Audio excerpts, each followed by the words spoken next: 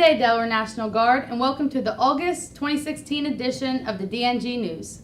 If you're wondering why we are eating watermelon, it's because August 3rd was National Watermelon Day. Before we get started with the news, we wanted to let you know the employee survey results are in, and the response is overwhelming. That's right, Amanda. Overwhelming. Thanks to all of you for watching, and we will continue to keep the DNG News light, fun, and entertaining. Now let's get to the news.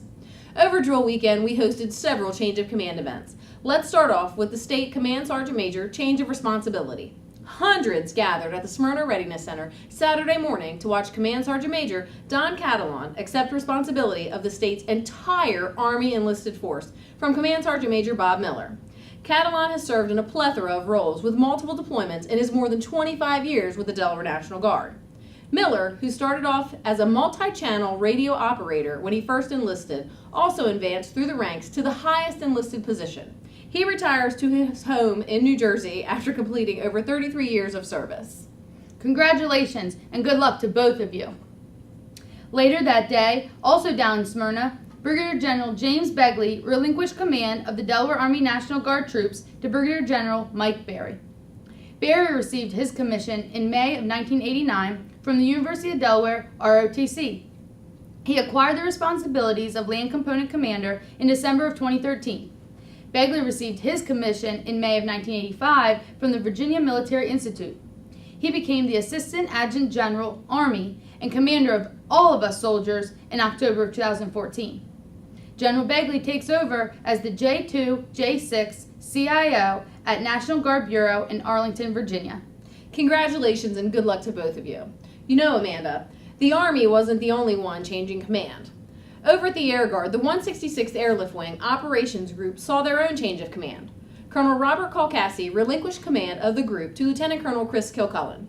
Kilcullen began his Air Force career in 1990 and specializes in airborne command post communication systems. He has over 5,000 flying hours.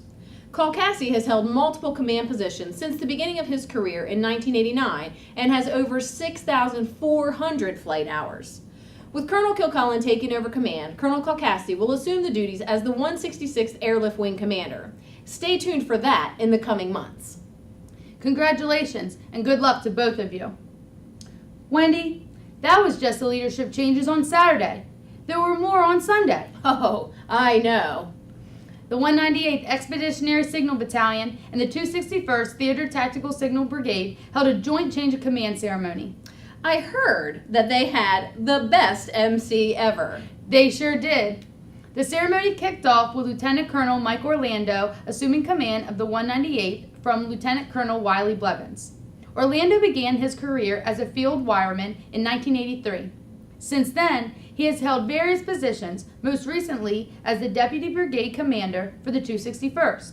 He also serves as full-time Deputy G6. Blevins began his signal career as a single-channel radio operator in 1986. After receiving his commission, he too held multiple positions throughout the Guard, currently serving as the full-time Director of Military Support. The ceremony rounded off with Colonel Karen Berry relinquishing command of the 261st to Lieutenant Colonel James Benson. Benson received his commission through the Delaware National Guard Officer Candidate School in 1992. He served in various positions throughout the Guard and is currently employed with Key Point Government Solutions. Berry received her commission through the University of Delaware ROTC in 1990. She has served in various positions with the Guard and is currently employed by the Indian River School District. Colonel Berry will deploy to Afghanistan as the Deputy Chief of Staff of the G6 for the 335th this fall. Congratulations and good luck to all four of you. The ceremonies and celebrating did not stop there. On Sunday, the 166th Airlift Wing hosted a welcome home ceremony for nearly 100 airmen. Here's Staff Sergeant John Michaels with the story. The 166th Airlift Wing recently welcomed home over 90 airmen from a deployment to Afghanistan. This deployment is touted as a huge success for the Delaware Air National Guard. While all assets on the mission were key to a successful operation, a few stood out. The Communications Flight and Operations Group assisted in leading the second largest Air Force communication hub, providing 11 nations with command and control functionality. The Civil Engineers and Maintenance Group aided with members in key leadership positions, while at the same time coordinating a successful real-world fire emergency, saving over 20 lives and valuable equipment. We are all smiling today to welcome you home. Emergency management supported by the Med Group were able to provide services on hazardous response teams, safeguarding 44 aircraft, 3,800 personnel, and over $12 million in assets. All the while, the health and welfare of over 3,300 coalition forces was maintained, and 21 patients were successfully transferred. So to you, our families, thank you. You also served nobly in every sense of the word. Rounding out the group were security forces and the logistics readiness group. These airmen provided command and control for 8 in-flight emergencies, numerous safe perimeter operations with 0 mission impacts, and the successful asset protections at a rate of 85%. Family and friends looked on with admiration, love, and relief that all their service members were home safe. Reporting from the Newcastle Air National Guard Base, I'm Staff Sergeant John Michaels. Thank you, Sergeant Michaels. Welcome home, 166. We are glad to have you back. As the welcome home ceremony was winding down, the Wings Family Day was winding up. Airmen were invited to bring their family members on base to have a little fun and see a little bit of what Mom and Dad do during drill weekend. While we continue to enjoy this delicious summer fruit, here is General Davila with this month's Tag Talk. Are you ready? Can you believe it? This year marks the 16th year of our annual Delaware National Guard Kids Camp. And I can just say what an incredible program it is. It's a summer camp held at our Bethany Beach training site that was created to bring together our Delaware National Guard youth. The campers get to meet other military kids and gain a better understanding of why their parents serve and what they do. Everyone has to follow a structured schedule with military activities, as well as plenty of time for crafts, physical, and aquatic activities. They even get to take field trips to go crabbing, ride go-karts, and watch movies. Each year we get new campers, but we also have lots of repeat customers. Many of our Guard children have grown up at the camp. Some even come back as staff once they're too old to attend. This year we even had 2 former campers get engaged. They met while working at the camp a few years ago, hit it off so much that they started dating, and she said yes. Congratulations and good luck to both of you. While the camp is meant for the kids, many of you, our soldiers and airmen, help out. It may be behind the scenes as everything gets prepared, as a major player during the camp, shaping up a platoon of youngsters or cooking for all those hungry up-and-comers. To all the staff, thank you so much for your hard work, support, and dedication.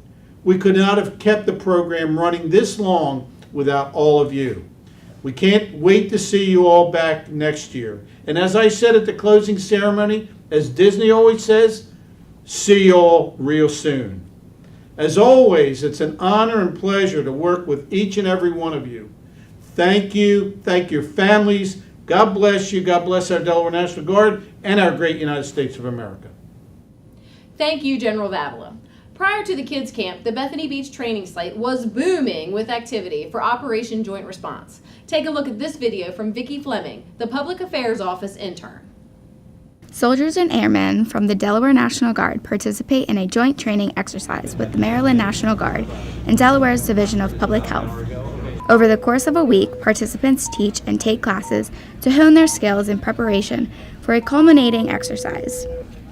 So currently right now we're doing an exercise in case if there was a severe weather condition where there was like a hurricane. What we're going to do is that we would have the Delaware Air and Army National Guard deployed to set up a clinic. So right now we're working in EMEDS right now, and another group is working in HERPS up in Georgetown right now. And all it is that we're taking in patients, treating them, triaging them, and then making sure that they're going to be able to be ready for evacuation up into our HERPS area or into another hospital. The Guard has set up an expeditionary medical support system, or field hospital, to see patients from the community and get them the care they need. So we've seen some simulated lacerations, or big cuts that people get, impalement with objects, so metal objects through the hand. We've seen people with infectious disease, gastroenteritis. We've seen some people with heart attacks. Capabilities also exist to air evacuate patients to a separate site or ground transport them to an area hospital. Scenarios like this foster teamwork between Delaware's Army and Air National Guard. Soldiers and airmen come together on the ground in the hospital, and with Army Blackhawks transporting patients to be further evacuated on an Air C-130. It also allows for other states to train with us, again fostering a positive relationship across state lines.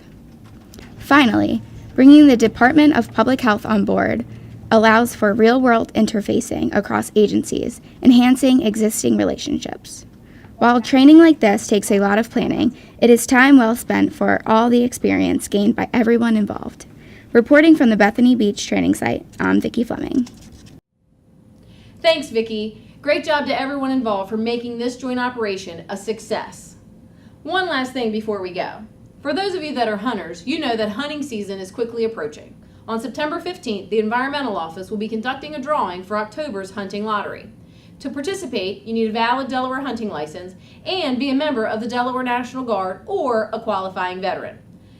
It is also required that you take the 1-hour Delaware National Guard Hunter Range Safety Course at River Road, which is scheduled for August 19th. For more information, contact First Lieutenant Christopher Watkins at the number below. Good luck and happy hunting. Well, that's all the news we have for this month. Thanks to Melon for tuning in, and make sure to come back for the next exciting edition of the DNG News.